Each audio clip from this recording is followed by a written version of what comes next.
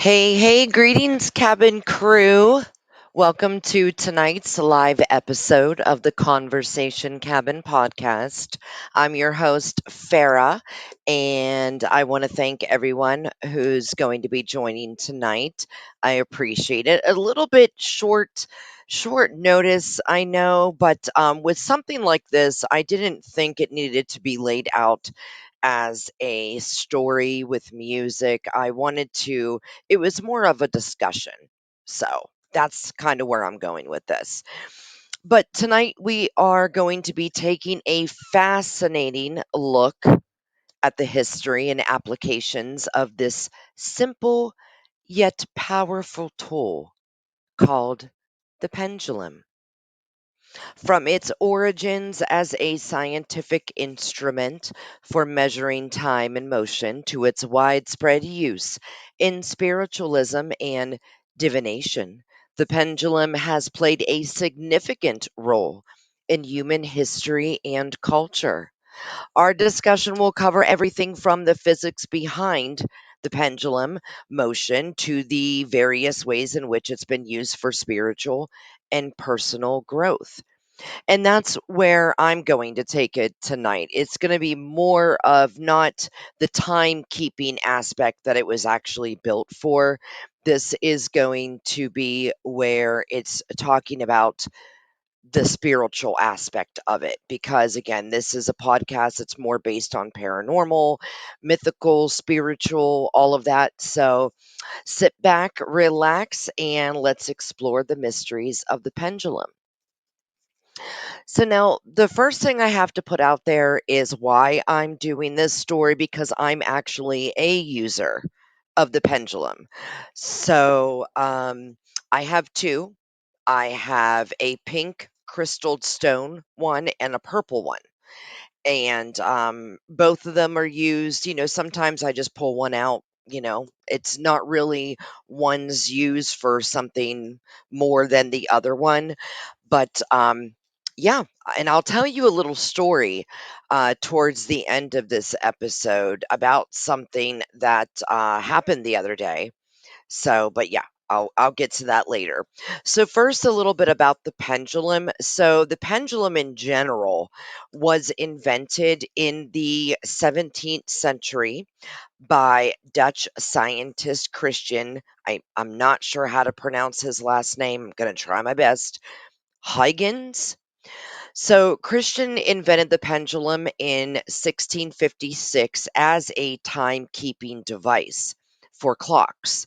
He realized that the pendulum's steady and predictable swinging motion could be used to regulate the motion of a clock's gears, resulting in more accurate timekeeping than previously possible.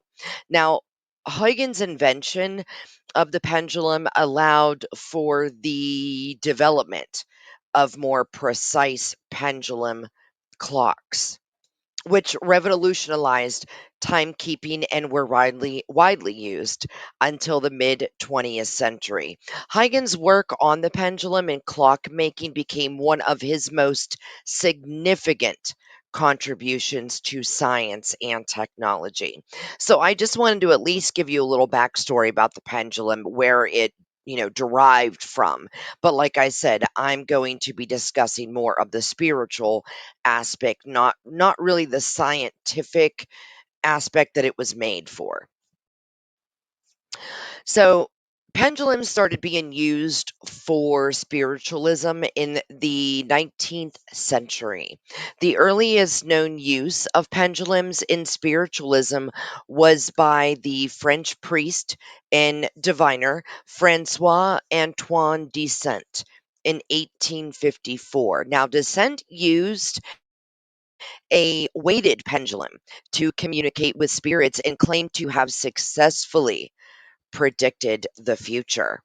The use of pendulums in spiritualism later gained popularity in the United Kingdom and the United States and became a common tool for divination and communication with the spirit world.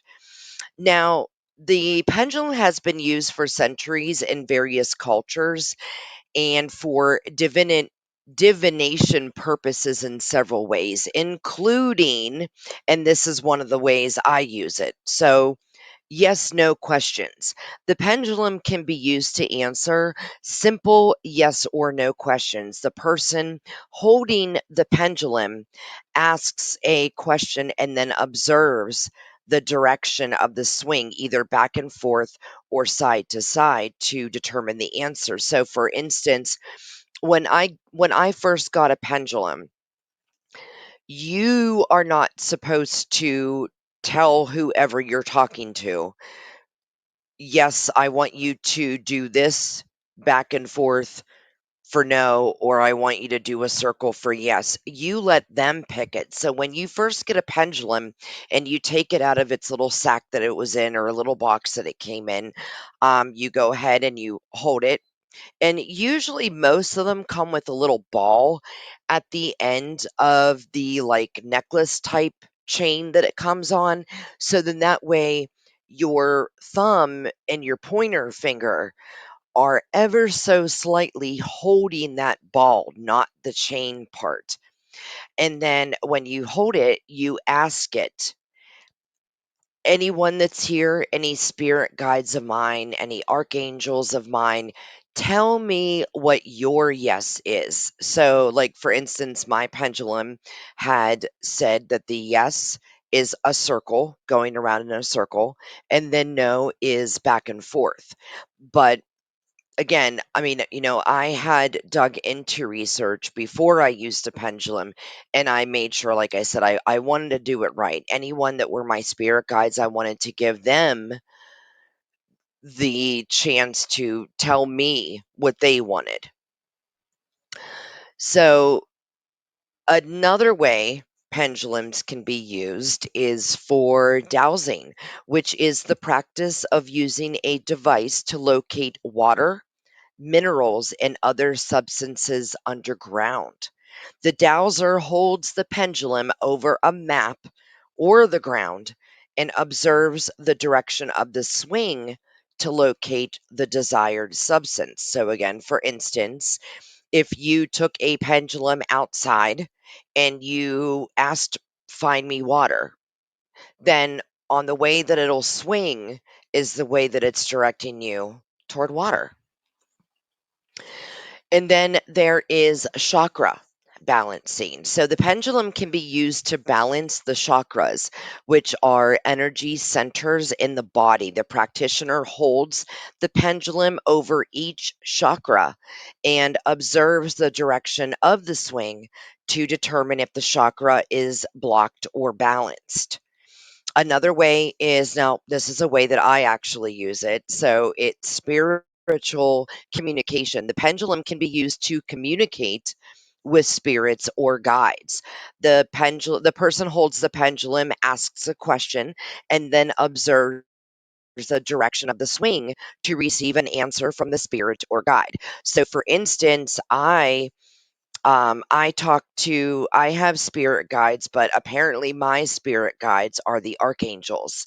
Like, frequently I talk to Metatron, who's an archangel, which we're actually going to go over the archangels here in a little bit. But mostly who comes in is Archangel Metatron and Archangel Michael. Those are the two that mainly show up for me. I mean, for example, when I wanted to move here from Florida to Tennessee, I actually asked my pendulum. Now, you're not really supposed to ask a yes or no question. You're supposed to say, is it in my best interest to blah blah blah. So I asked it, is it in my best interest to move to Tennessee? And it said yes. And so far, so good. I mean, I love my life in Tennessee. It's worked out well.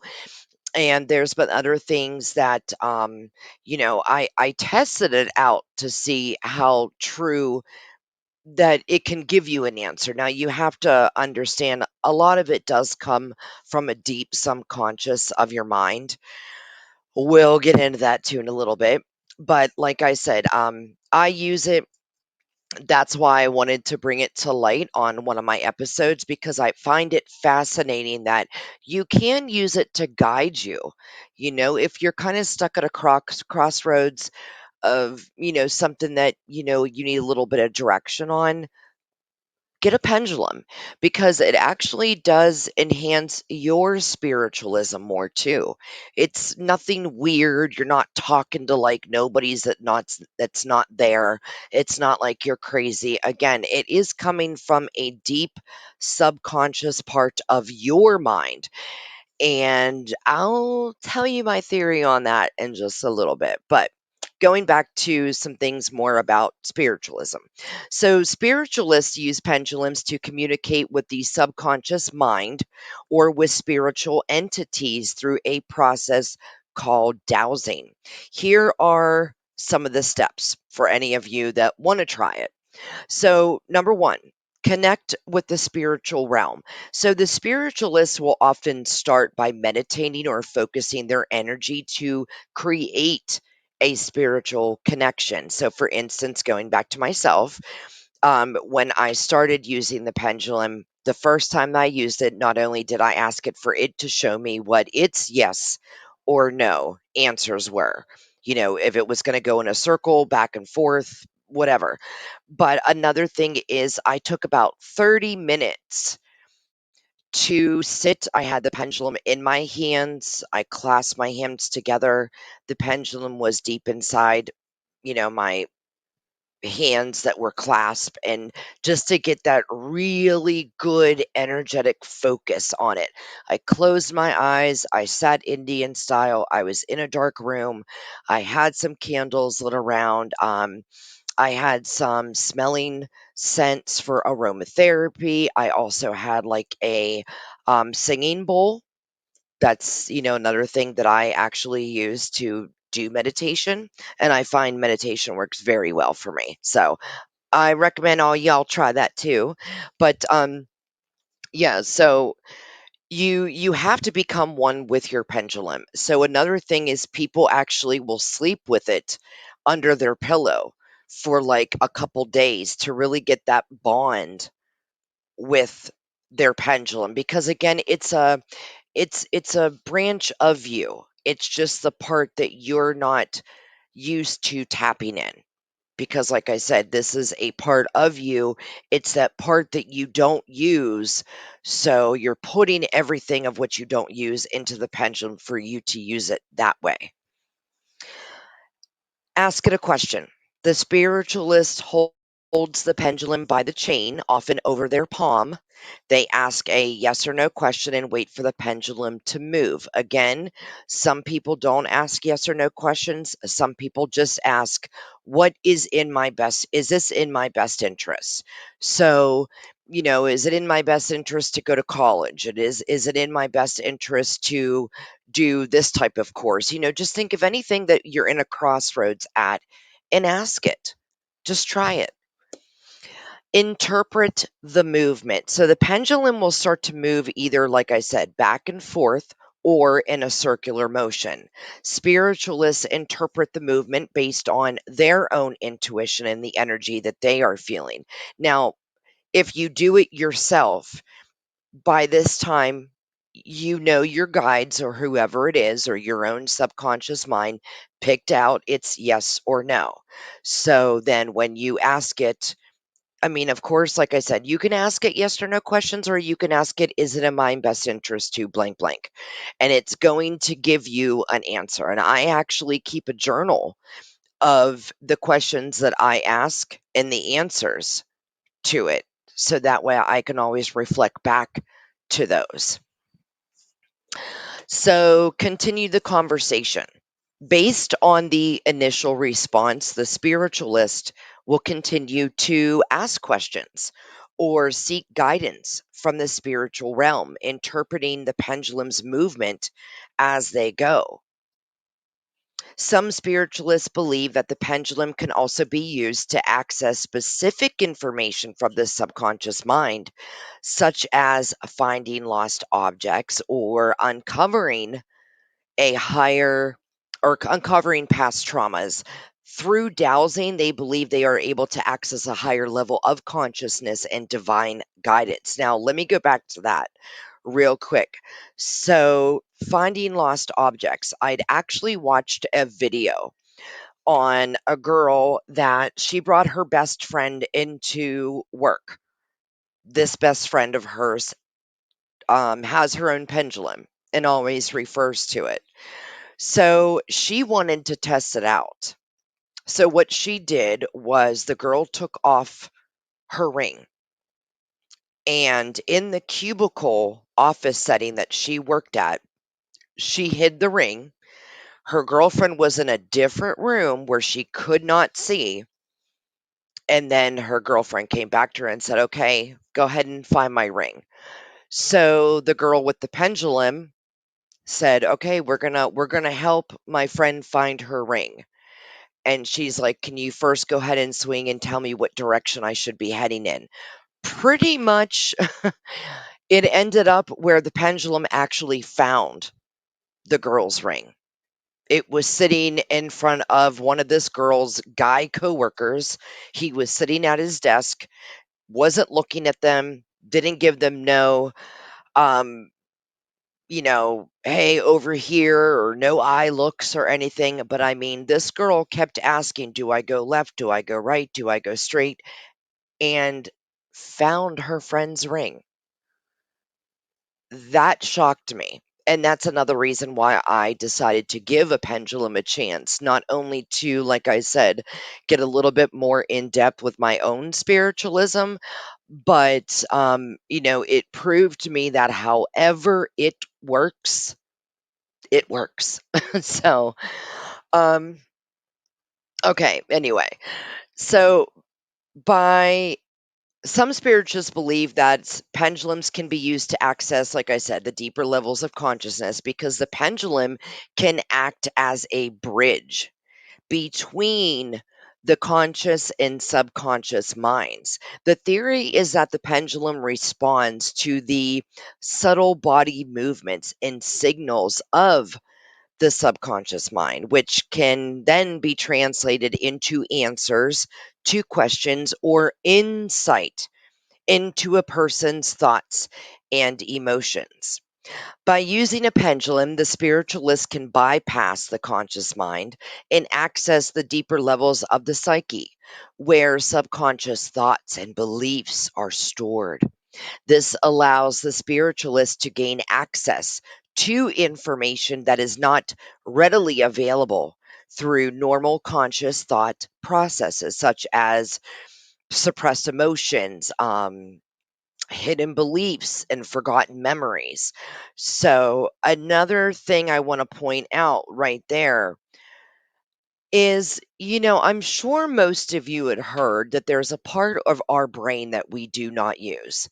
There's a percentage. I don't know if it's the 10% that we don't use or 90% that we don't use. It's one or the other. But my point of saying that is, if a pendulum can be moved by our own subconscious thoughts, is it coming from that part of the brain that we do not currently use because it would be too much for us? We wouldn't know how to handle it. So when we ask it a question, our pendulum a question, and it's giving us an answer, I mean, we're all not moving. And like I said, I'm going to tell you a little story in a little bit that I actually got to prove to someone that I know that a pendulum works. But like I said, that part of our brain where we are not able to access and use, it would probably scare us if we had access to it. But is that what's coming out? Because the little subtle movements that you can get that you don't think that you're doing, like I'm not spinning my pendulum around, I'm holding a tiny little ball at the top of the chain, barely with my pointer and my thumb fingers. And I'm just dangling it there above my palm. I'm not moving, but what is it that's making it move? You have to ask yourself that if and when you start using a pendulum. So now I want to focus on the types of crystals that are used for pendulums because I find it fascinating. And I hope that you guys all will too. Hi, Courtney from Hunt's podcast. She's my best friend. I love you, Courtney. Thank you for joining me. You're the best. Okay, so the types of crystals. All right. And I hope maybe you guys all will enjoy this little part here if you didn't know. So a clear quartz. So this crystal is believed to amplify energy and bring clarity to the mind. Then we have amethyst. This crystal is believed to enhance intuition and spiritual awareness. Rose quartz. This crystal is believed to promote self love and emotional healing. Smoky quartz is believed to provide grounding and protection. Citrine, this crystal is believed to bring abundance and positivity. Selenite, this crystal was believed to help clear negative energy and promote spiritual growth. And I do have to say, I have the selenite, I have the smoky quartz, and I have the rose quartz, which is one of my pendulums. And then I don't know what this other one is, but then the last one is black tourmaline. This crystal is believed to provide protection from negative energies and promote grounding as well. Now, I actually have a big chunk of black tourmaline. Um, I use it and, like, I don't know why I do this, but I put it in front of my TV because sometimes when you watch paranormal shit, then it says that things can come through electronic devices.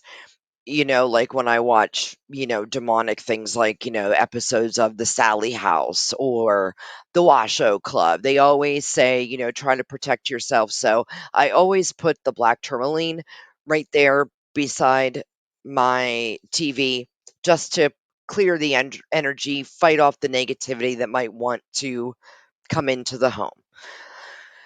So, I actually found several famous mediums and spiritualists who have used pendulums in their practice. And yeah, I was surprised to find a couple people that really did use these and relied on them. So one is Edgar. I don't really know how to say the last name. It's spelled Cayce. I'd say Casey, maybe, or Case. He's a famous American psychic. Case was known for using a pendulum to diagnose health issues and suggest treatments. Then there's Doreen Virtue. Interesting last name. But she was a spiritual teacher and author. She has written about using pendulums for divination and connecting with angels. Remember, we're going to get to the archangels here in just a few minutes. John Dee. He is a 16th century English mathematician, astrologer, and occult philosopher. Dee used a crystal pendulum to communicate with angels and develop his ideas about the structure of the universe. And then another one is Grace Cook, the founder of the White Eagle Lodge, a spiritual organization. Cook used a pendulum to receive guidance from spiritual beings called the White Eagle Masters. So, like I said, I was pretty shocked to actually find that a lot of people did rely on the pendulums as part of their practice. So it's pretty interesting. All right. So let's see. Let me dig up my one paper here because I definitely want you all, if you're going to try the pendulum, try calling in your archangels because, y- yeah, I'm just going to say that they definitely come through for me.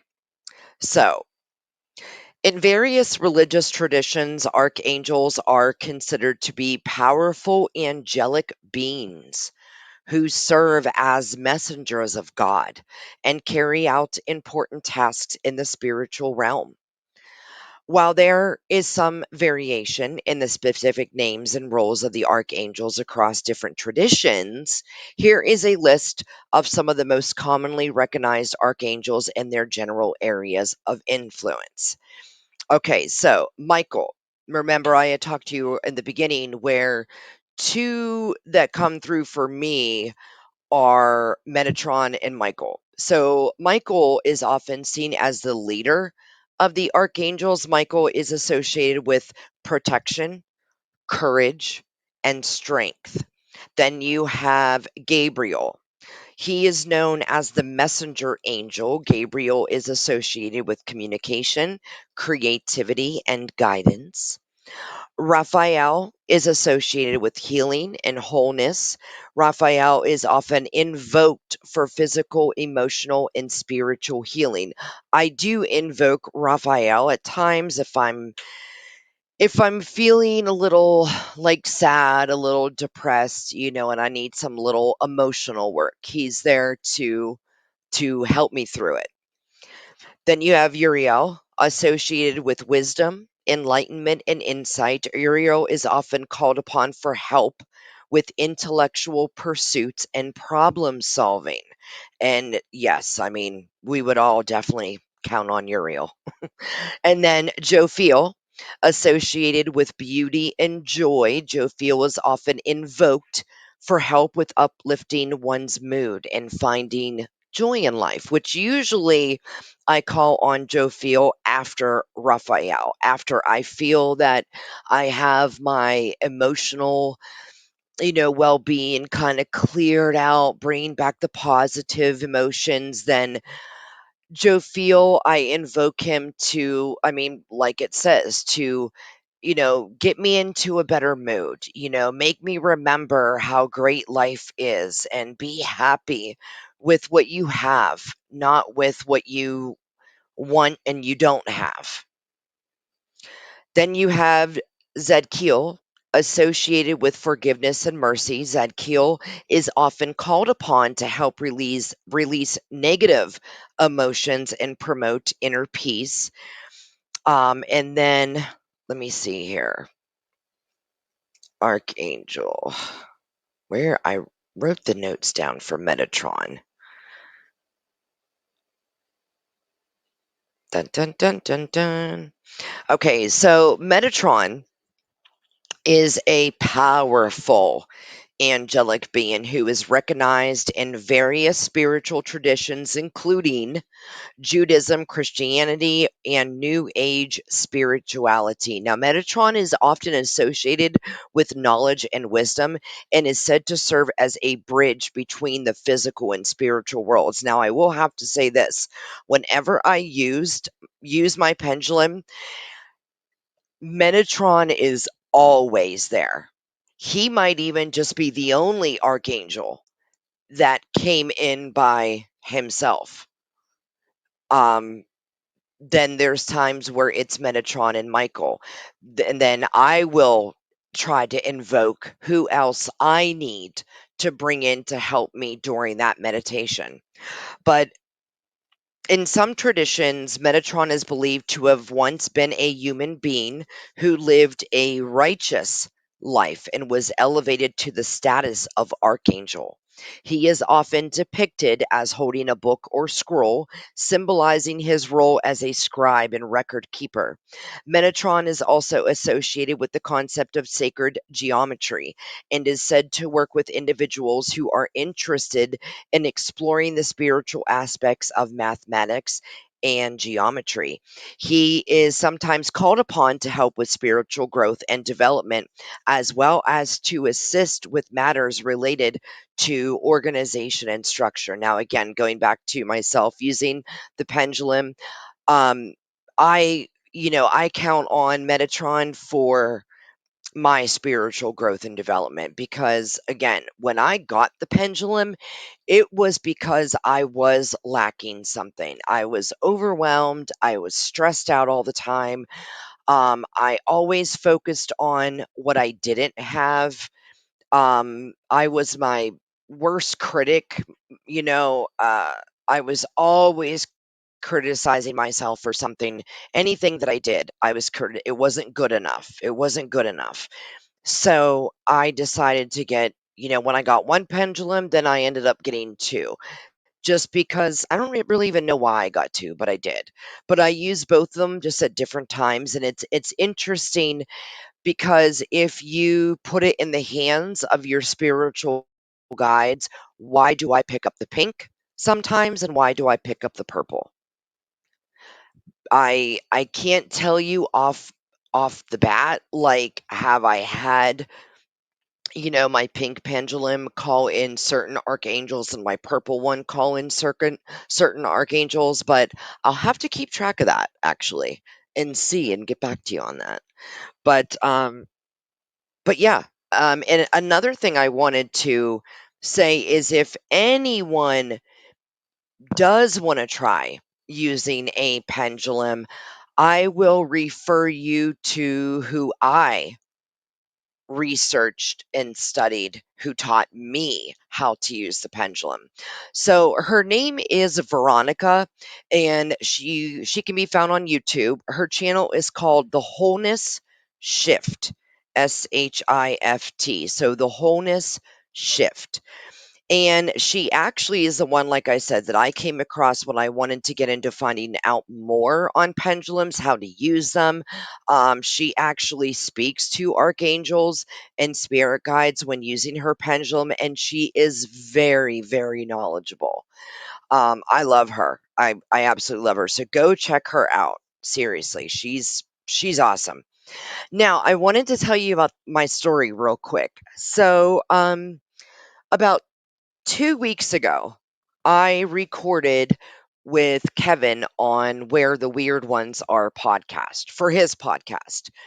And we got on the subject of he had a dark shadow that was in his house. And it would always come into this one hallway, nowhere else in the house, just the one hallway. And every time that he would approach it, it would go ahead and just disappear, would drift away. And I don't know why or how, but see, this is what I'm talking about. I grabbed my pendulum because Kevin and I were on a Zoom call. So he could see me, I could see him. I don't know why I grabbed my pendulum for that, but I did. And I said, Kevin, do you see this right here? And he said, yeah. I said, well, this is my pendulum. And I said, I'm going to ask it some questions about that dark shadow that you just said you had in your house. And so I held it up right to the camera where he can see. And I said, okay, can you see my hand? Can you see everything? And he said, yes. Literally, I was holding the little ball at the end of the chain. So, not the chain itself, the little ball at the end. And I had my elbow resting on the desk. So that way it kept me from moving. And I asked the pendulum, I said, my spirit guides, can you tell me, does Kevin have a dark shadow in his home? It started spinning around, yes. So there you go. First of all, Kevin's the one that told me about the dark shadow. I'm not moving it. It's going around in a circle, verifying, yes, he has a dark shadow. And I said, okay, does this dark shadow mean harm?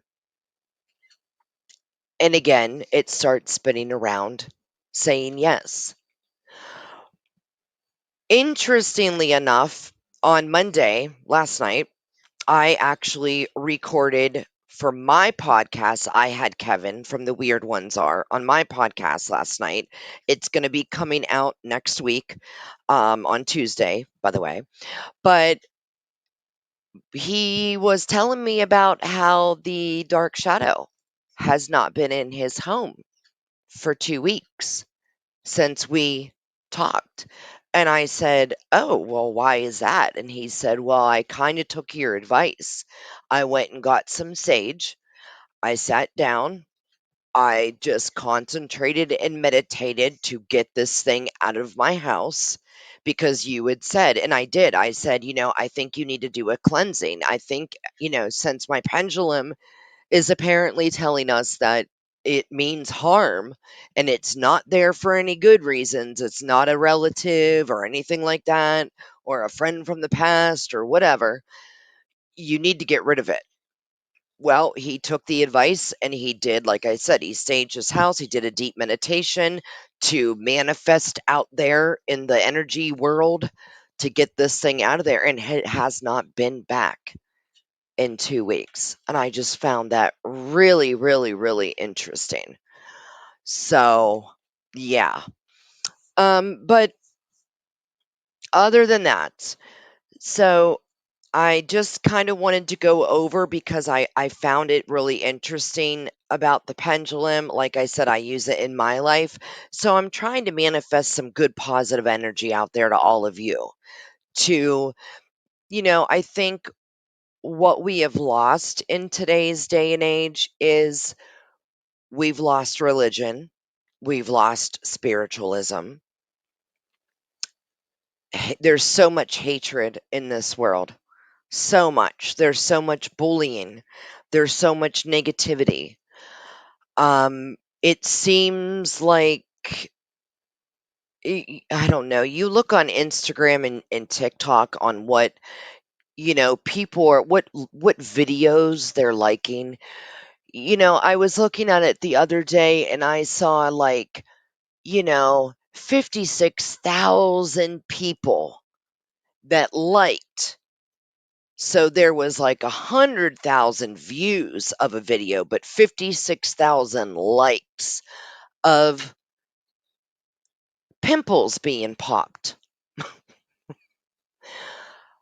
But yet I look at my podcasts and friends of mine's podcasts and other podcasts that I listen to when they put out an advertisement, and we all hardly get any likes. Wouldn't you rather hear a fascinating story from someone who wants to bring you a fascinating story and puts a lot of work in? Instead, you're liking pimples being popped on someone's face. Do you see where our minds are at? It's very weird. Very weird. We are some weird human beings today. So, but that's what I mean. We harp on things that are weird, that are strange like that. We harp on, um, we're fascinated with serial killers and this and that. It's just weird what we tend to draw to instead of things that could be educational and could be, helping creators get out there and give them credit for their work. But no, we're watching a doctor or people pop blackheads on people's noses. I just don't get it. I don't get it. So I just had to put that out there because it was something just weird that I found out the other day. But like I said, I think it's important for us all to we've lost our way.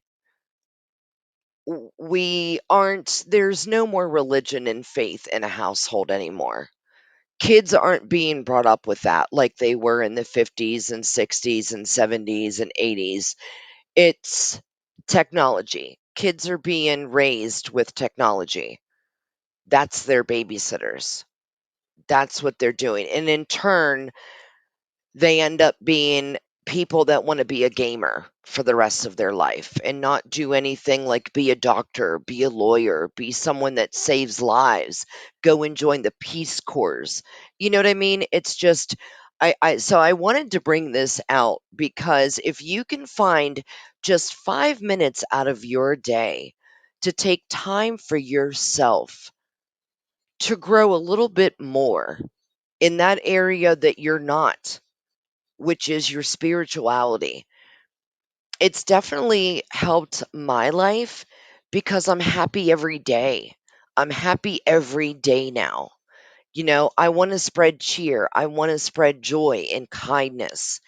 I want to egg people on to be the best that they can be and that they are the best for what they're doing. Like I have some friends that are in podcasting just like me, and I want them to always know that I'm in their corner, that I'm going to be their biggest fan, because we all need that. We all need friends that are our biggest fans to help cheer us on and know that we are important, we are beautiful, we are loved.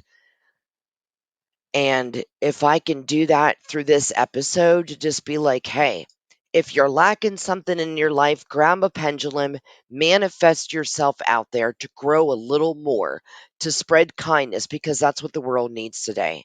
We need more kindness, more people that care and aren't so just wrapped up in social media and the negative things of the world. We need to help. We need to help spread more love and joy, because there's so much hatred and so much negative things going on in the world today. If I can do anything through this episode, anyone that's listening out there, it's take 5 minutes for yourself every day and manifest good in your world, and then carry it out to the entire world.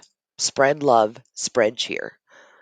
But I hope that you enjoyed tonight's episode. I'm going to go through just a little bit of quick reminders, announcements, all of that. Won't tie you up too much longer.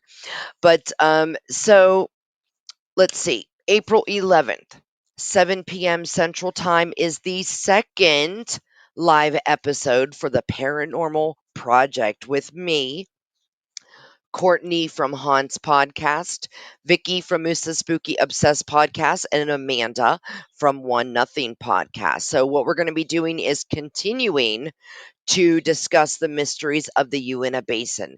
If you missed the first episode, I don't know if we got to editing all of it, but we will eventually get it edited. I think, being the fact that it cut out 3 times or so, we just kind of dropped it as that. But we got the kinks worked out. Don't worry, you all. No smoke alarms will be beeping in the background. Everything will be nicely put out there. Take a deep breath. My girls are fabulous. Please go listen to their podcast whenever you get a chance. Absolutely great writers, fascinating storytellers. Definitely go out there. Also, mark your calendars for April 15th. I have a very, very special guest coming on my show, Anna Maria Manalo. It's going to be a live episode. Anna is an author and award winning screenwriter who has gained reputation for her riveting accounts of terrifying encounters with the supernatural. We will explore Anna Maria's personal experiences with the paranormal and delve into the inspiration behind her writing. Join us as we uncover the mysteries of the unknown and learn from one of the most intriguing figures in the world of the paranormal. And let me tell you, I am almost done reading her book, The Night Visitants, which is coming out April 18th. You have got to read it. My God, what this lady has lived through, and she's written other books. The Portal. It's on my Instagram actually. Let me look it up real quick again, and I'll tell you what books are hers. And you have to go. I'm actually going to get all of them on Kindle here soon. But so she has written, come on, The Way Through the Woods, Portal, and Disembodied Voices, which is actually found on Paraflix. It's a like a short documentary. And then, like I said, Haunted Heirlooms is another one of hers. And then the newest one, like I said, The Night Visitants, is coming out April 18th. And I'm going to be joined by an amazing co-host, Courtney from Haunt's podcast. She's actually going to be joining me to interview Anna Maria Manalo. So I'll be looking forward to that. Also, these next few months, I have some amazing guest booked for the show, from awesome paranormal groups to people telling their haunted, terrifying stories to cryptozoological experts. You are not going to want to miss my shows coming up, because I'm not going to say anything on who the one or, well, two really good people are going to be on here, but one is like very well known. I was shocked to find out when he reached out to me to be on my show. Yeah, like the whole "We're Not Worthy" from Wayne's World came into my head, because I was like, I cannot believe I'm talking to this gentleman right now. Courtney, you know who I'm talking about, because I still see you in here. So, um, so, but anyway, I hope you enjoyed tonight's episode. I hope it gave you a little bit of backstory on the pendulum, its uses. I hope all of you try it. And yeah, until Saturday coming up for the next episode. So, good night, cabin crew. And remember to explore your strange.